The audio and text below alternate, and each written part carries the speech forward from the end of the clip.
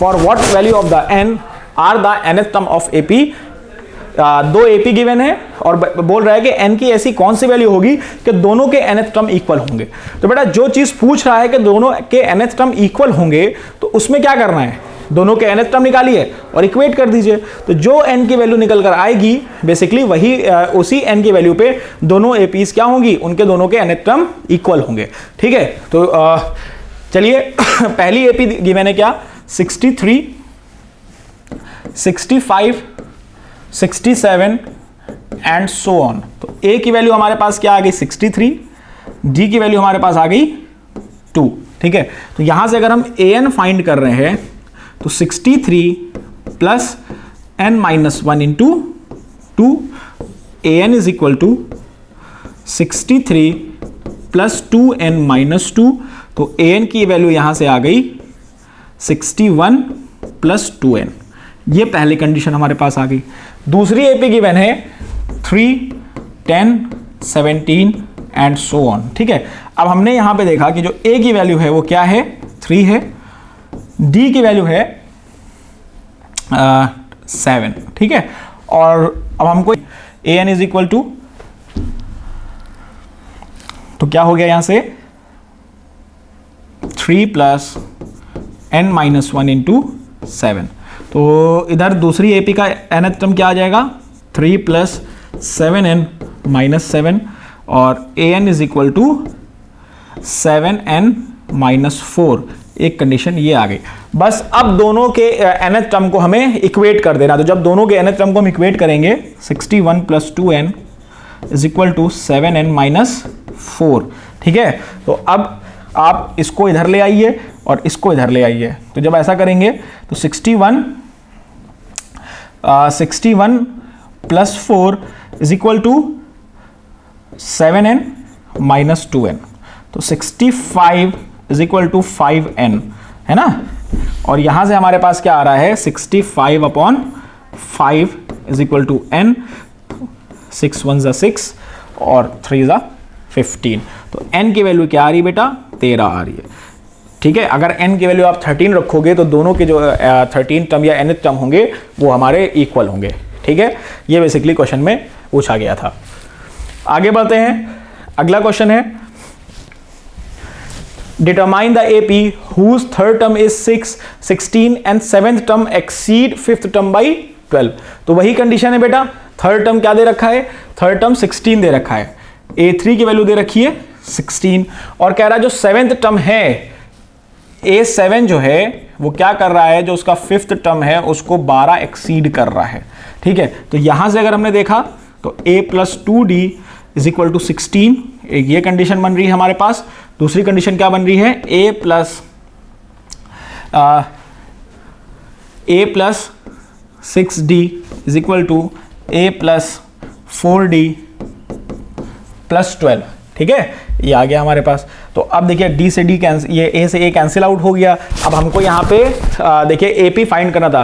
पिछली बार जो इस तरह का क्वेश्चन गिवन था उसमें सिर्फ कॉमन डिफरेंस फाइंड करना था, तो एक ही कंडीशन दे रखी थी। लेकिन यहाँ पे हमको AP फाइंड करना है। AP के लिए हमारे पास A भी होना चाहिए, D भी होना चाहिए, इसलिए दो कंडीशन दे रखी हैं। ठीक है, तो यहाँ से हमारे पास आ जाएगा 6D minus 4D is equal to 12 और 2D is equal to 12, D is equal to 6। तो कॉमन डिफरेंस हमारे पास 6 आ गया। अब हमको यही कॉमन डिफरेंस को यहाँ पे पुट कर देना है और A plus 2 into 6 is equal to 16 और A plus 12 is equal to 16 और A की वैल्यू आ गई 16 माइनस 12 और A की वैल्यू आपके पास आ जाती है 16 माइनस 12।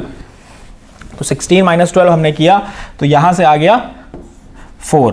ठीक है, तो A की वैल्यू 4 आ गई और D की वैल्यू 6 आ गई। तो फर्स्ट टर्म हमारा क्या हो गया, A plus D, A plus 2D and so on. तो 4, 10, 16 एंड सो ऑन। तो ये हमारी AP हो गई। क्लियर। अगला क्वेश्चन है, अगले क्वेश्चन में कह रहा है if in an AP if S5 means sum of first fifth term plus 7th term is equal to 167 and sum of first 10 term is 235। कह रहा है फाइंड द AP। अब हमको AP फाइंड करना है इस क्वेश्चन में भी, where S n denotes the sum of first n terms, ठीक है। तो यहां पे देखिए सबसे पहले कंडीशन दे रखी है S5 plus S7 is equal to 167। तो S5 अगर हम फाइंड करेंगे तो हमारे पास क्या आ जाएगा,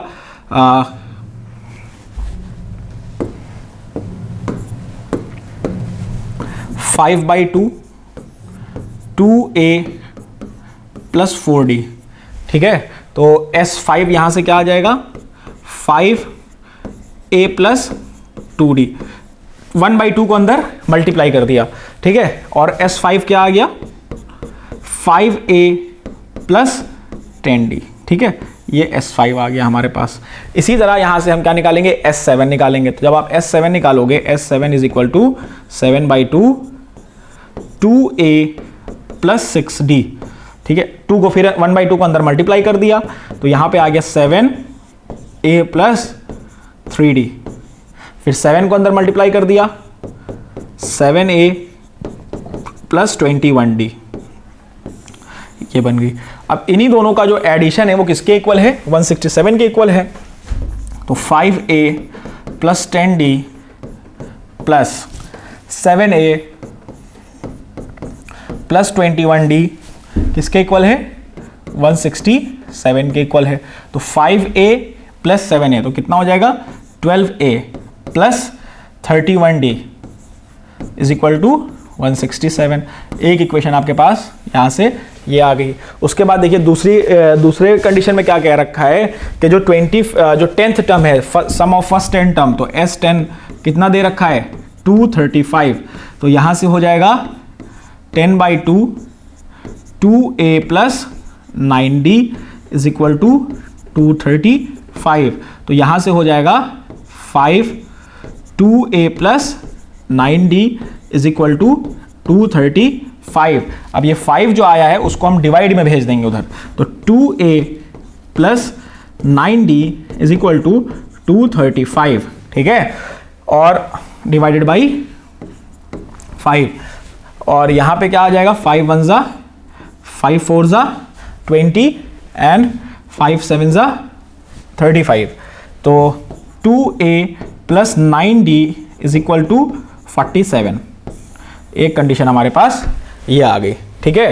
तो एक condition 12a plus 31d is equal to 167, और एक हमारे पास क्या आ गई 2a plus 9d is equal to 47। तो दो इक्वेशन है, दो अननोन है, सॉल्व कर लीजिए। इस इक्वेशन को 6 से मल्टीप्लाई कर दिए। जब आप 6 से मल्टीप्लाई करेंगे तो ये इक्वेशन क्या बन जाएगी बेटा 12a plus 54d is equal to 7 6 जा 42, 4 कैरी आ गया, 6 4 जा 24 और 28, तो 282 आ जाएगा, ठीक है। अब ये दोनों इक्वेशन को सब्ट्रैक्ट कर दो। जब सब्ट्रैक्ट करोगे माइनस माइनस माइनस, -12 से -12 कैंसिल हो गया, ठीक है, minus 23d is equal to, और 282 में 167 माइनस करेंगे 5, माइनस का 115।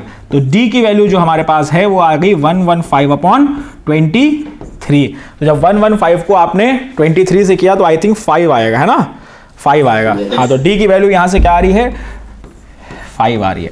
तो d की वैल्यू आपके पास आ जाएगी 5, ठीक है। d की वैल्यू 5 आ गई। अब यही d की वैल्यू हम किसी भी इक्वेशन में पुट कर दें। सपोज हमने किस में पुट कर दिया, यही वाली इक्वेशन में पुट करते हैं, 2a प्लस 9d वाली इक्वेशन में पुट करते हैं। तो 2a प्लस 9 5 जा 45 इज इक्वल टू 47, है ना।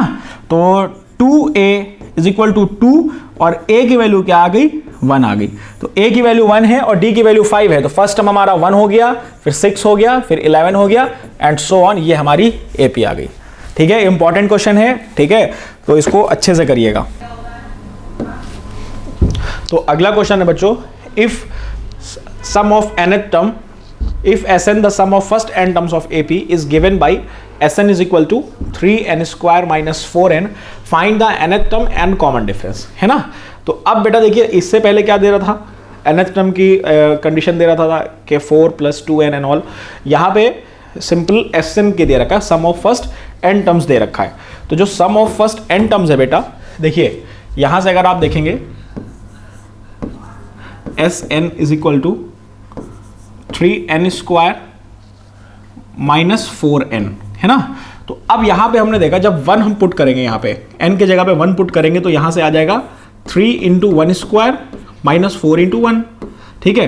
तो जो S1 है वो क्या आ जाएगा 3 माइनस 4 दैट इज -1, और यही हमारा क्या होगा A1 होगा, क्योंकि पहला टर्म है, n की जगह पे 1 पुट करेंगे तो पहला टर्म आएगा, और जब n की जगह पे हम 2 पुट करेंगे when n is equal to 2 तो A1 प्लस A2 आएगा इज इक्वल टू S2, ठीक है। पहला 1 जब पुट करेंगे तो फर्स्ट टर्म आएगा, तो सम ऑफ फर्स्ट टर्म क्या होता है भाई, पहला ही टर्म तो है। जब 2 पुट करेंगे तो इसका मतलब क्या है कि सम ऑफ फर्स्ट 2 टर्म्स, तो जब सम ऑफ फर्स्ट 2 टर्म्स जब S2 पुट करोगे इस पे तो क्या आ जाएगा S2 is equal to 3 into 4 minus 4 into 2, तो यहां से आपके पास आ जाएगा 12 माइनस 8, तो आ जाएगा 4, ठीक है।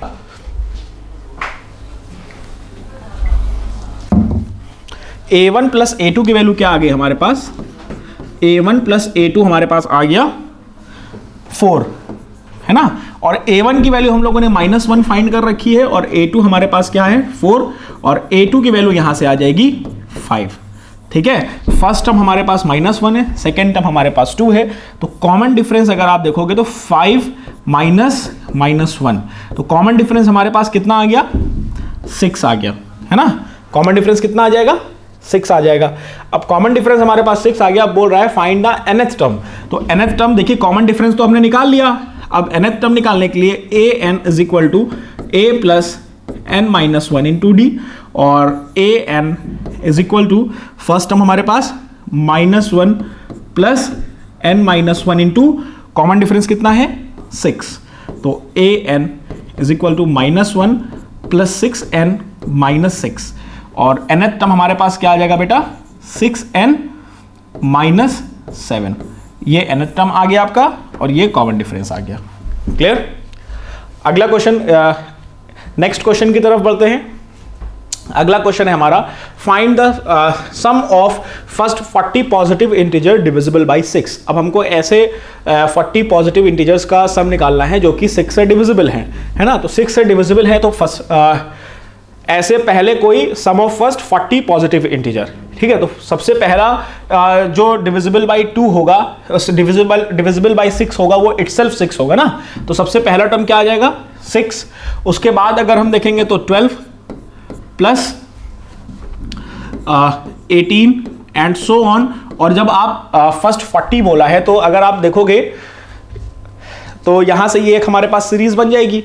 अब यहां पे a की वैल्यू क्या हमारे पास आ गई 6, d की वैल्यू आ गई 6, और n की वैल्यू कितनी आ गई 40, है ना, क्योंकि 40 पॉजिटिव इंटीजर्स का निकालना है। तो sum S40 is equal to n 40 by 2 into 6 plus n minus 1d that is 39 into 6, ठीक है।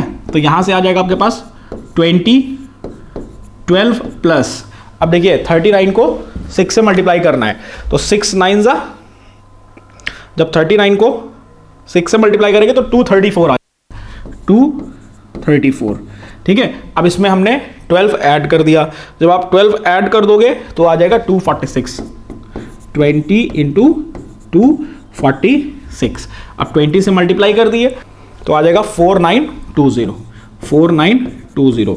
तो फर्स्ट 40 पॉजिटिव इंटीजर्स जो कि 6 से डिविजिबल है उनका सम कितना होगा आपका, उनका सम हो जाएगा 4920। क्लियर। अगले क्वेश्चन की तरफ बढ़ेंगे। अगला क्वेश्चन है कह रहा है if the 7th term of AP is 1/9 and the 9th term AP is 1/7 find its 63 term. 63rd term निकालना है ना। तो दो टर्म दे रखे हैं तो दो कंडीशन आ जाएंगी, दो अननोन आ जाएंगे, साइमल्टेनियस इक्वेशन बन जाएगी, a और d की वैल्यू फाइंड कर लेंगे और 63rd टर्म निकाल लेंगे। तो 63rd टर्म जो हमारा निकलेगा तो a63 क्या होता है, a63 is a plus 62d। तो अब हमारा यहां से एम क्या होना चाहिए, a की वैल्यू आ जाए और d की वैल्यू आ जाए। तो अब a और d की वैल्यू फाइंड करने के लिए क्या करना पड़ेगा, 7th टर्म दे रखा है a7, कितना दे रखा है 1/9 दे रखा है। तो यहां से अगर हम देखेंगे तो a plus 6d is equal to 1/9, ये हमारे पास एक इक्वेशन आ गई। उसके बाद हम दूसरा जो दे रखा है that is a9, is equal to 1/7। Clear? तो यहां से a प्लस 8d की वैल्यू क्या दे रखी है? 1/7 दे रखी है। ये इक्वेशन 2 हो गई। इक्वेशन 1 और इक्वेशन 2 को हमने क्या किया? सब्ट्रैक्ट कर दिया। जब इक्वेशन 1 इक्वेशन 2 को सब्ट्रैक्ट करेंगे तो a से a कैंसिल हो जाएगा और यहां से बचेगा 6d minus 8d is equal to 1/9 minus 1/7। ठीक है, तो बचेगा minus 2d is equal to 63 और 7 माइनस 9 दैट इज -2। तो यहां से -2 से -2 कैंसिल हो गया और हमारे पास जो d की वैल्यू आ गई दैट इज 1/63। ये आपके पास d की वैल्यू आ गई। ठीक है, उसके बाद हम यही जो d की वैल्यू आई है, इसी d की वैल्यू को किसी भी टर्म में हम पुट कर दें। मान लीजिए हमने इक्वेशन 1 में पुट कर दिया, तो इक्वेशन 1 में पुट किया तो a plus 6 into 1/63 is equal to 1/9। तो यहां से हो जाएगा 63a plus 6 upon 63 is equal to 1/9। तो 9 1 जा 9 7 जा। ठीक है, तो यहां से 63a plus 6 is equal to 7 और ये उधर चला जाएगा, 1 हो जाएगा। तो a की वैल्यू भी क्या आ जाएगी बेटा? 1/63 आ गई। ठीक है, a की वैल्यू 1/63 है, d की वैल्यू 1/63। अब हमको इसमें पुट करना है तो a 63 क्या हो जाएगा? 1/63 प्लस 62 इंटू 1/63। तो यहां से 63 एलसीएम आ गया और 1 प्लस 62 बचा। तो यहां से a 63 की वैल्यू क्या आ गई?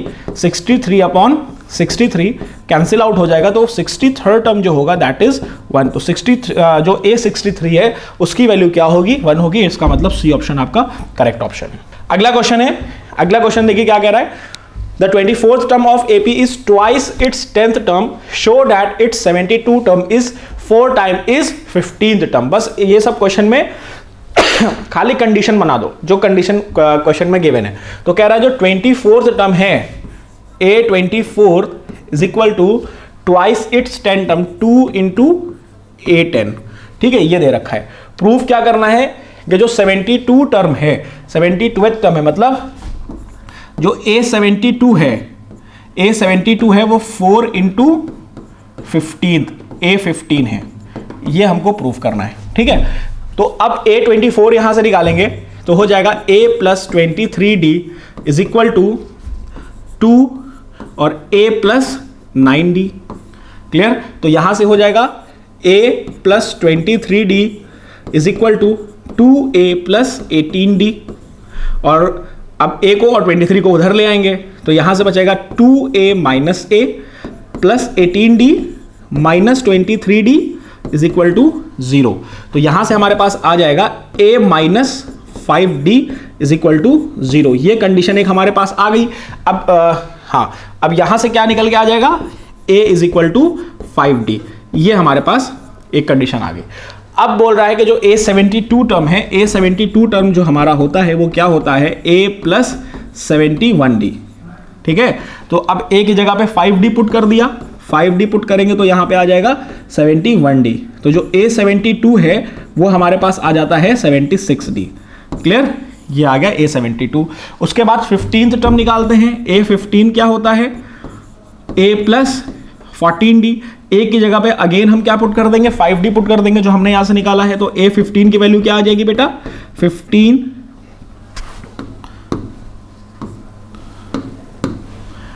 5D plus 14D। तो A15 क्या हो जाएगी? 19D। ठीक है, अब कह रहा है 4 टाइम्स 15 टर्म। तो इसको अगर आप 4 से मल्टीप्लाई करोगे तो यही तो आ जाएगा, 76 आ जाएगा। और वही हमको प्रूफ करना था, वो हमने प्रूफ कर दिया। सो A72 is 4 times it's 15th term. यही हमको प्रूफ करना था और ये हमने प्रूफ कर दिया। क्लियर?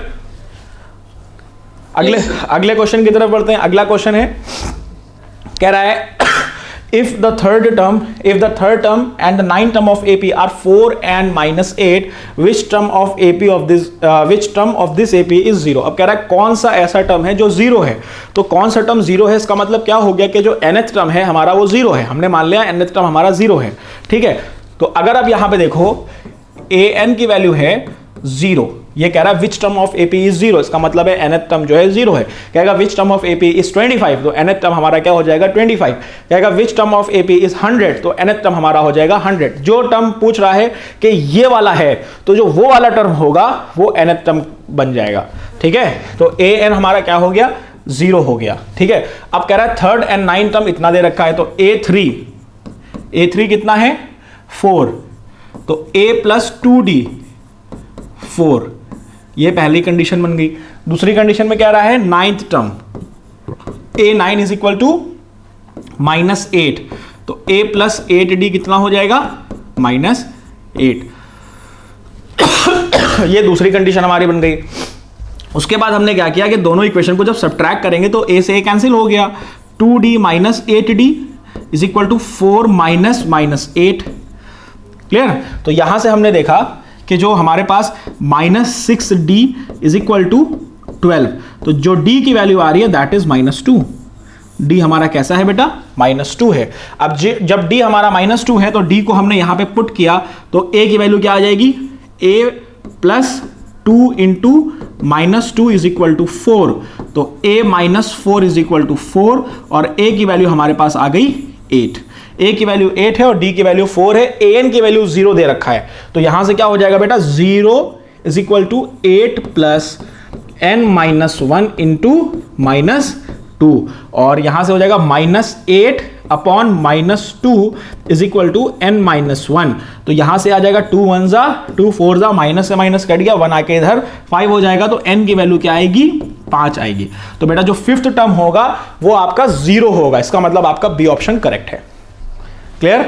आगे बढ़ते हैं, अगला क्वेश्चन है an AP consist of 50 term of which third term is 12 and the last term is 106, find the 29th term.